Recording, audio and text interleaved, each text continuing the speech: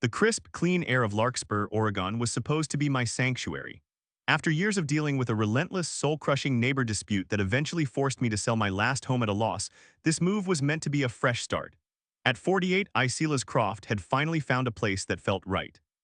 My new house, nestled on a quiet street, boasted a generous backyard that sloped gently towards a line of mature Douglas firs, promising privacy and the soothing rustle of needles in the wind. The front yard, though a bit overgrown, held the promise of a blossoming garden, a project I looked forward to with quiet anticipation.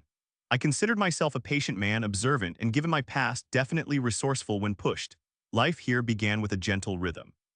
Mornings were for coffee on the porch, watching the dew lift from the grass. Afternoons were spent puttering around the house, slowly unpacking, painting walls, and making this new space truly mine. I met a few of the neighbors, good salt-of-the-earth people. There was Nicole, a vibrant woman with a quick laugh, and her steady husband, David, next door. Across the street lived an older couple who waved cheerily from their porch.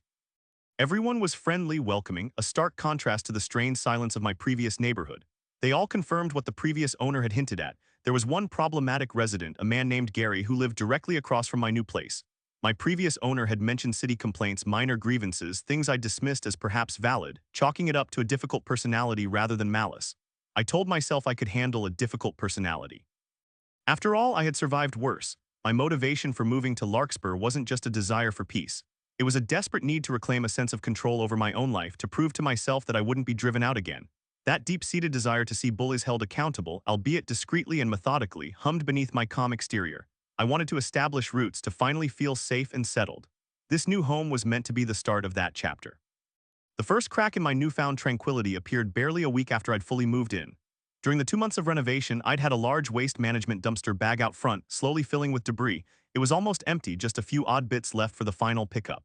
One afternoon, a city inspector showed up at my door. She was apologetic, almost embarrassed, as she explained she'd received a complaint. "Sir," she said, her voice soft, "it's about a single baseboard. It's..." Outside the bag, I stared at her, then at the offending piece of wood no larger than my forearm leaning against the side of the half-collapsed bag.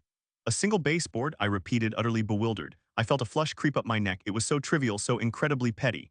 "Is this normal?" she sighed, her shoulders slumping slightly. "Look, I can't tell you who the neighbor is, but the previous owners of this house, they had this neighbor complain a lot. I've been to this house a lot. I'm so sorry." Her words hung in the air, a vague warning. She issued the citation, a formal piece of paper for something so ridiculously minor, and left, shaking her head. The shock was immediate, a cold splash of water on my warm sense of peace. My chest tightened. This wasn't just a difficult personality. This was a pattern. This was Gary. I had that familiar knot forming in my stomach, the one I hadn't felt since those dark days in my previous community. I remembered the endless phone calls to authorities, the petty accusations, the constant feeling of being watched. That old dread, like a phantom limb, twitched. I walked over to Nicole's house later that day, the citation clutched in my hand. Her front door was open and I could smell something delicious baking. She greeted me with her usual warmth, but when I showed her the paper and explained the city inspector's visit, her smile faded. "Gary," she said, her voice a low growl. "He's done it again." "It's always him, Silas, always." David, her husband, came out from the kitchen, wiping his hands on a towel. He listened, his brow furrowed, then nodded grimly. "He's a menace, had the previous owners at their wits' end. He'll complain about anything. If your grass is half an inch too long, if a leaf from your tree lands on his driveway, he just watches, waiting for something, anything to make trouble." I felt a chill despite the warm afternoon sun. This wasn't just an annoyance, it was an active campaign. The sheer nerve of it, the audacity to call the city over a single piece of wood, it told me everything I needed to know. This wasn't about upholding city ordinances, it was about control, about making new neighbors uncomfortable, establishing dominance. My initial calm was starting to fray, replaced by a low thrum of indignation. This quiet, patient man was already feeling the stirrings of something more determined. I wasn't going to be run out of another home. Not again. This was going to be different. As the sun began to set, casting long shadows across my meticulously manicured yet now subtly threatened lawn, I stared across the street at Gary's house. A sense of unease settled over me. The idyllic peace I had envisioned for Larkspur was already compromised. This wasn't just a minor blip, it was the first volley in what felt like an inevitable war. And Silas Croft, the quiet strategist, felt the slow, steady resolve begin to harden within me. I knew with chilling certainty that my life in Larkspur had just entered a new, unwelcome, and intensely challenging chapter. The thought echoed in my mind: subscribe to Neighbours From Hell channel for new Neighbours From Hell stories daily. I knew I was about to become one of them. The city citation was a wake-up call, but it was just the preamble. The true disruption, the moment that solidified my resolve and ignited a fire of methodical defiance within me, came a few days later. My niece Sarah, a vibrant and sharp-witted young woman, was staying with me for a few weeks, helping me organize and settle in. She had a friend over, a quiet girl named Chloe, who had parked her car across the street, directly in front of Gary's house. It was a perfectly legal spot, well within the permitted parking zone, but I remembered David's casual remark about Gary getting agitated over cars parked near his property. I dismissed it then, but a seed of unease had been planted. The next morning around 8 o'clock, I was making coffee when Sarah burst through the front door, her face pale, her eyes wide with a mix of frustration and disbelief. "Uncle Silas," she exclaimed, her voice strained, "Chloe's tire, it's flat. The valve stem core is gone." My heart dropped. A flat tire, specifically a missing valve stem core, wasn't just a random act of misfortune. It was deliberate, it was precise, it spoke of a calculated act of vandalism. My mind immediately raced back to Nicole's story, the one she'd told me about the previous renter's daughter's car. This was Gary, plain as day. My calm demeanor evaporated, replaced by a surge of pure, unadulterated anger. This wasn't just about my peace now. It was about direct, malicious damage to someone else's property, a guest's property right outside my home. It felt like a direct insult, a declaration of war. Chloe, bless her heart, had been in a rush. Panicked about being late for work, she and Sarah, in a moment of youthful impulsiveness, had driven the car slowly, carefully to the nearest gas station. They managed to get air in it, and the attendant, seeing the missing core, had replaced it quickly. But the damage, the deliberate nature of the act, lingered like a foul odor. I walked straight to Nicole's house. Her door was open as usual, and I found her in the kitchen humming. "Nicole," I said, my voice tight with controlled fury. "Chloe's car, tire flat, valve stem core missing." She dropped the spatula she was holding. Her eyes widened and a gasp escaped her lips. "OMG, OMG, that's Gary," she practically shrieked, echoing my exact thoughts. I knew it. "That's exactly what he did to the other girl. I told you, Silas, I told you." Her confirmation, so immediate and visceral, was chilling. We sat at her kitchen table and she recounted the story again in vivid detail. It was a few years ago. Gary's next-door neighbor, they were renters, and their adult daughter was staying with them for a bit. She parked right there in front of Gary's house, just like Chloe did. The next morning, I was outside chatting with another neighbor when the daughter, she was distraught, absolutely frantic. She said her tire was flat. We all looked, and sure enough, the valve stem core was missing. She was panicked because she was going to be late for work. So the other neighbors, bless their hearts, they helped her get her tire inflated and fixed. Nicole leaned forward, her voice dropping to a conspiratorial whisper. I remember thinking it was such an odd thing to have happened because these parts don't just fall out.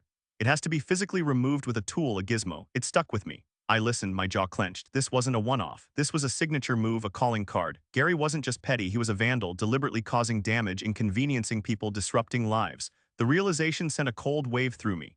This man was a menace, and he was living directly across the street. Just then, David walked in from the garage, wiping grease from his hands. Nicole quickly updated him. He nodded slowly, his expression grim. "I knew it," he muttered. "I had a feeling." He then added, almost as an afterthought, "Funny thing, Silas, I took a picture of that car parked there. I thought it was from a VRBO down the street, and honestly, I was worried something would happen. I didn't know it was your niece's friend." My head snapped up. "You have a picture?" I asked, a spark of hope igniting in my chest. This was it. This was the first piece of concrete evidence, even if circumstantial. David nodded, pulling out his phone. He scrolled through his gallery, then handed it to me. There it was, Chloe's car, perfectly parked, legally positioned on the street directly in front of Gary's house. The image was clear, time-stamped. It wouldn't prove Gary did it, but it confirmed the car's location and status. It was a starting point. A plan, cold and precise, began to form in my mind, fueled by the familiar, bitter taste of injustice. My previous experience had taught me that vague complaints went nowhere. You needed documentation, irrefutable proof, a mountain of it if necessary. My patience, a trait I prided myself on, was now shifting from passive endurance to active, calculated observation. My resourcefulness was kicking in. "Okay," I said, my voice calm despite the storm raging inside me. "First, we file a police report. We document it. Even if they can't do anything, it's a record. It creates a paper trail." Nicole and David nodded in agreement. "Then," I continued, a new resolve hardening my tone, "I'm getting cameras. The best night vision cameras money can buy, not just for my yard, but for yours too, Nicole. We need to cover every angle, every inch of that street, every possible approach to the cars, to the property lines. We need eyes everywhere." David looked at me, a flicker of admiration in his eyes. "You're serious, aren't you?" "Dead serious," I replied, the words clipped and final. "I'm not letting this man terrorize another neighbor, not on my watch, not after what I went through before. This is not going to become my last neighborhood. He needs to be held accountable." I spent the rest of the day researching surveillance systems, comparing specs, reading reviews. My mind, usually focused on the quiet pleasures of home, was now a whirlwind of technical jargon and strategic angles. The cost was significant, an unwelcome drain on my savings, but the thought of living under the shadow of Gary's maliciousness was far more expensive. I decided on a robust system that covered multiple zones with high-definition, motion-activated cameras, complete with infrared night vision and cloud storage. I ordered extra cameras for Nicole's house, making sure to position them perfectly to capture the street, Gary's driveway, and any suspicious activity around parked vehicles. I also invested in a few smaller, discreet cameras just in case. After all, Gary was an observant man himself. I couldn't afford to be obvious. I wanted to be the quiet strategist, the unexpected ally for my new community.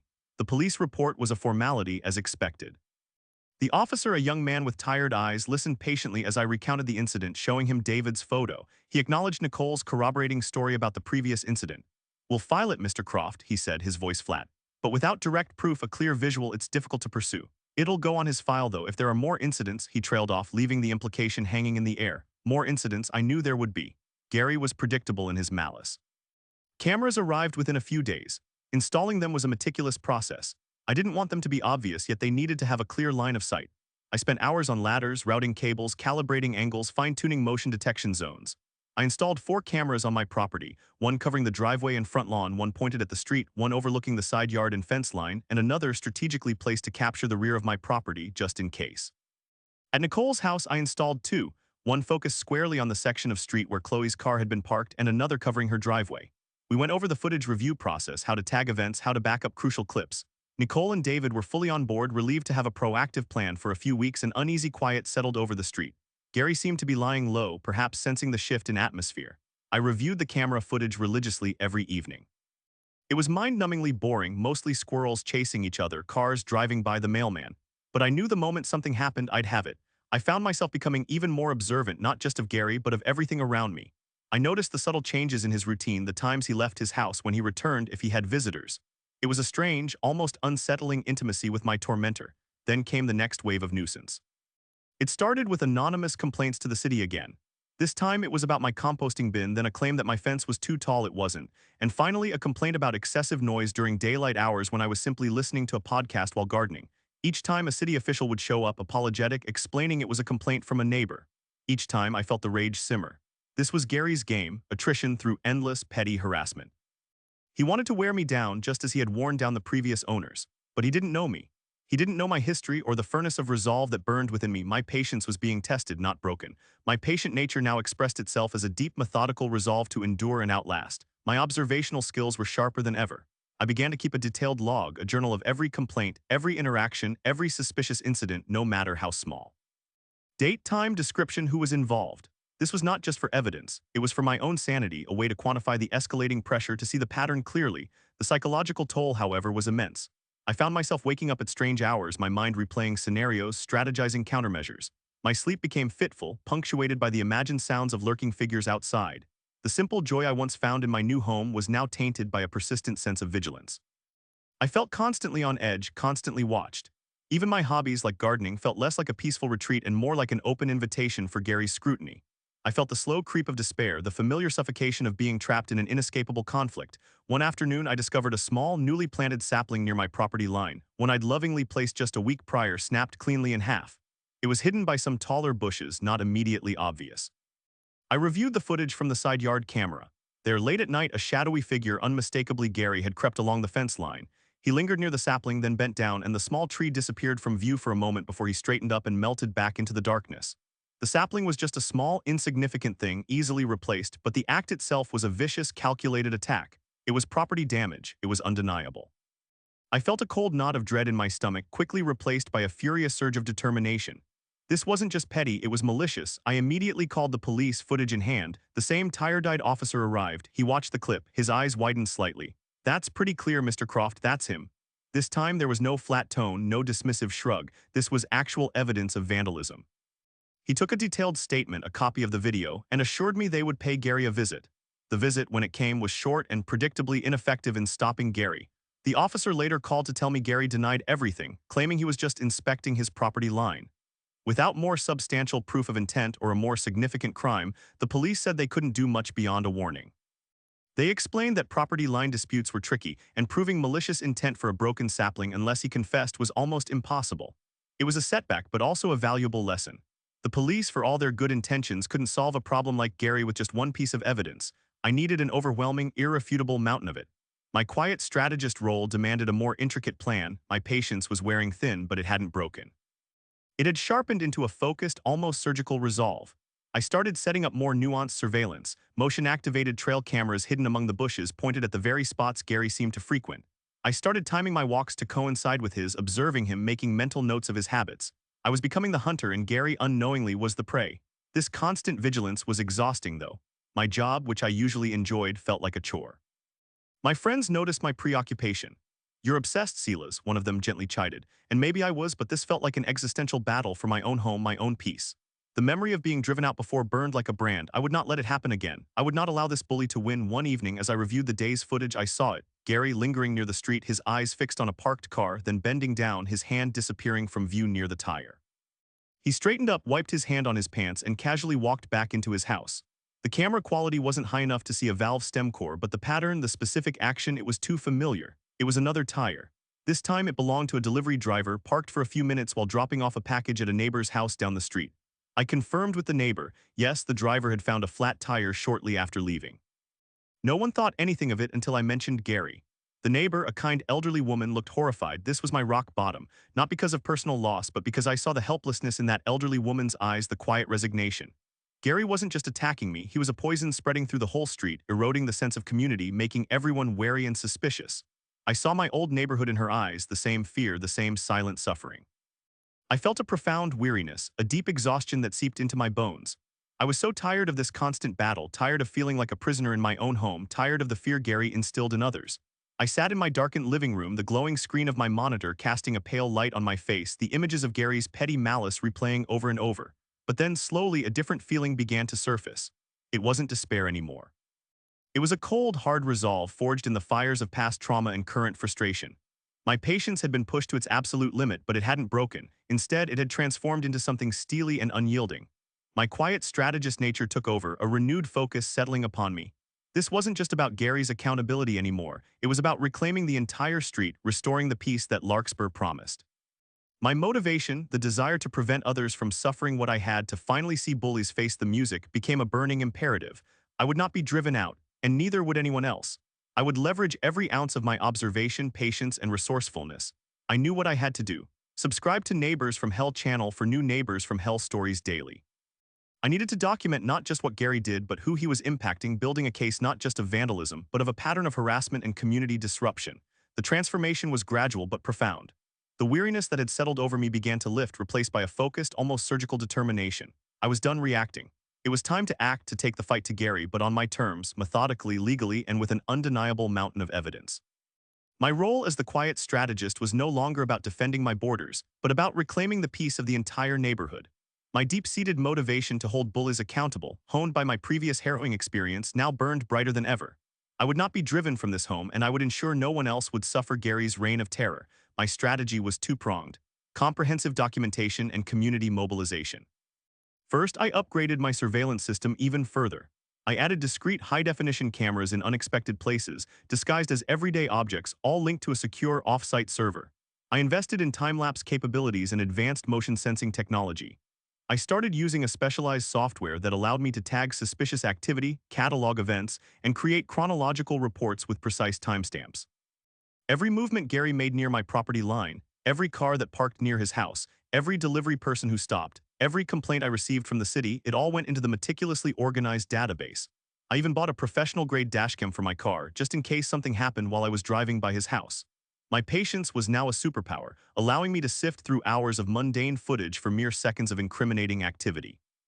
My observational skills were razor-sharp, picking up subtle cues in Gary's behavior, his patterns, his preferred times for his petty acts. The second part of my plan involved reaching out to the community. I started with Nicole and David. I showed them the footage of Gary breaking my sapling, the anonymous complaints, the repeated valve stem core incidents, including the one involving the delivery driver. Their initial shock gave way to a quiet fury. "He's got to be stopped, Silas," Nicole whispered, her voice trembling. "He's making everyone miserable." I then suggested a neighborhood meeting, quietly, informally. We invited people Gary had targeted in the past: the elderly woman whose driver had a flat, the couple whose trash cans were repeatedly tipped over, the family whose dog Gary had inexplicably reported for barking when it rarely did. About a dozen people gathered in my living room one evening. The air was thick with apprehension at first, but as I began to speak, laying out Gary's pattern of harassment, showing snippets of the documented incidents, a collective anger began to simmer. "He operates in the shadows," I explained, gesturing to the monitor displaying a grainy night vision clip of Gary, relying on the fact that no one can prove it's him. "But we can prove it, we have the proof. And we are not alone. He wants us to feel isolated, helpless, but we are not." I explained my expanded surveillance system and the meticulous logging I was doing. I encouraged them to do the same, to share their stories, their own minor incidents, their own frustrations. I became the unexpected ally, the quiet strategist who had taken the first step. One by one, they shared their tales of Gary's petty tyranny. The elderly woman recounted how her mail had mysteriously gone missing on several occasions after Gary had been seen near her mailbox. Another neighbor spoke of a strange chemical smell that occasionally permeated their yard, always on days Gary was outside puttering with unknown liquids. It was a deluge of small, seemingly unrelated incidents, but when seen together, a clear, disturbing pattern emerged. "We need to make this official," I stated, my voice calm but firm. "Each incident documented, each story written down, signed, and dated. This isn't just about one flat tire or one broken sapling. This is about a pattern of harassment, intimidation, and deliberate disruption of peace." Over the next few weeks, I became a clearinghouse for Gary's misdeeds. Neighbors, emboldened by the prospect of collective action, started bringing me their own evidence. Blurred phone photos of Gary staring at their property, text messages from city officials about anonymous complaints, even old police reports that had gone nowhere. My database grew, a damning chronicle of Gary's reign of terror. My patience and meticulous nature were paying off. The final decisive action came a month later, orchestrated with surgical precision. I had noticed Gary's routine. Every Thursday evening he would take out his trash cans. It was also the night several residents, often college students, parked their cars on the street because their apartment complex nearby had limited parking. I decided to set a trap. I asked Nicole and David to park their older, rarely used sedan directly in front of Gary's house on a Thursday evening, just as Chloe's friend had done. They agreed, a mixture of nerves and determination on their faces. I had set up an additional high-resolution camera disguised as a bird feeder directly facing the sedan's front tire, specifically aimed at the valve stem. This camera was independent, battery-powered, and transmitting directly to my secure server. I also had my main street cameras rolling, covering the broader approach. I stayed up that night watching the live feeds from all my cameras, a thermos of coffee beside me. Hours crept by. The street was quiet. Then around 2:00 a.m., a shadowy figure emerged from Gary's house. It was him. He walked casually down his driveway, ostensibly to put out his trash cans. He lingered, looking up and down the street. Then slowly, almost imperceptibly, he veered towards Nicole and David's car. My heart pounded in my chest. This was it. He crouched down, briefly out of sight from the main street camera but clearly visible on the disguised bird feeder camera. His hand moved quickly, a small tool glinting under the dim streetlights. He straightened up, glanced around, then casually walked back to his house, leaving his trash cans at the curb as if that was his only purpose. I had him, crystal clear, on multiple angles. The high-resolution camera captured the exact moment he twisted off the valve stem core, his face, though partially obscured by shadow, clearly identifiable. The date and time were embedded in the footage. I immediately saved the footage, backed it up, and created a separate, secure file. The next morning, I woke Nicole and David. They found the flat tire just as predicted. When I showed them the footage, David let out a whoop of triumph. Nicole buried her face in her hands, relief and vindication washing over her. This time, I didn't just call the police. I contacted the detective who had handled my previous report, the one about the sapling. I emailed him the compiled report from my database, every complaint, every incident, every witness statement, and finally the undeniable video evidence of Gary committing vandalism. The detective called me back within the hour. His voice was different this time, sharp with professional interest. "Mr. Croft," he said, "this is compelling, very compelling. He came to my house that afternoon with 2 other officers. They watched the footage of the tire incident multiple times. They reviewed my entire meticulously documented log. They interviewed Nicole and David, who now, with the proof in hand, spoke with renewed confidence about Gary's history. The police also cross-referenced my reports with their own records, finding the numerous anonymous complaints against me and others, and the previous unresolved incidents involving Gary. Justice finally was served. The very next day, police cruisers pulled up to Gary's house. I watched from my window, a quiet satisfaction spreading through me. Gary, looking disheveled and shocked, was led out in handcuffs. He yelled, he protested, he denied everything, even as the officers calmly explained he was being arrested for felony vandalism and a pattern of harassment. The valve stem core still missing from Nicole's tire was likely just one of many he'd collected as trophies of his petty reign. The news spread like wildfire through the neighborhood. Neighbors came out of their houses, some tentatively, some with open relief. The atmosphere on the street shifted almost instantly. A collective breath seemed to be exhaled. Gary was gone. He was charged, and due to the overwhelming evidence and his lengthy history of complaints, he faced serious consequences. He eventually pleaded guilty to lesser charges in exchange for a suspended sentence and a strict, permanent restraining order, preventing him from coming within a certain distance of my property, Nicole's property, or any property on our street. The court also ordered him to pay damages for all the vandalism he had caused, to me and to the previous victims I had identified. Unable to bear the shame and the financial burden and likely facing a community that now knew his true nature, Gary quietly put his house up for sale and moved out of Larkspur entirely. The immediate consequences were palpable. The oppressive cloud that had hung over our street lifted. Children played more freely. Neighbors chatted over fences without a nervous glance towards Gary's now empty house. The peace I had sought in Larkspur had finally returned, not just for me but for everyone. I felt a deep sense of accomplishment not just because I had protected my home but because I had helped reclaim an entire community. My motivation, the desire for accountability, was deeply satisfied. I had not been driven out. I had made a stand and I had won. Life in Larkspur slowly returned to its quiet, idyllic rhythm, only now it was a deeper, more profound peace. The experience had changed me, leaving me more vigilant perhaps, but also more connected to my neighbors. I was no longer just Silas Croft, the new guy. I was the quiet strategist, the unexpected ally who had helped them reclaim their street. My garden flourished, my sleep was undisturbed, and the rustling of the furs once again brought only solace. Then came the final, surprising twist. A few weeks after Gary's house was sold and the new, utterly normal family moved in, I received an unexpected email. The sender was unfamiliar, but the subject line caught my eye: regarding Gary. I opened it cautiously. It was from the previous owners of my house, the ones who had warned me about Gary. They had heard through a mutual friend in town about what had happened, about Gary's arrest and his move. Silas, the email read, "We just wanted to thank you. We honestly never thought anyone would be able to get rid of him. He made our lives a living hell and we felt so helpless. We truly believed we had to sell our home because of him. To hear that he's finally gone, that someone had the courage and the smarts to do what you did, it gives us so much peace. Thank you for proving that bullies don't always win. You did what we couldn't." Reading that email, I felt a wave of bittersweet validation. My deep-seated motivation, the very reason I had fought so hard, was confirmed.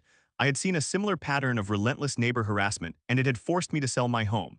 This time I had broken the cycle, not just for myself but for the entire community and even indirectly for those who had suffered before me. The justice felt complete, the chapter truly closed. The sun shone a little brighter in Larkspur. Subscribe to Neighbours from Hell channel for new Neighbours from Hell stories daily.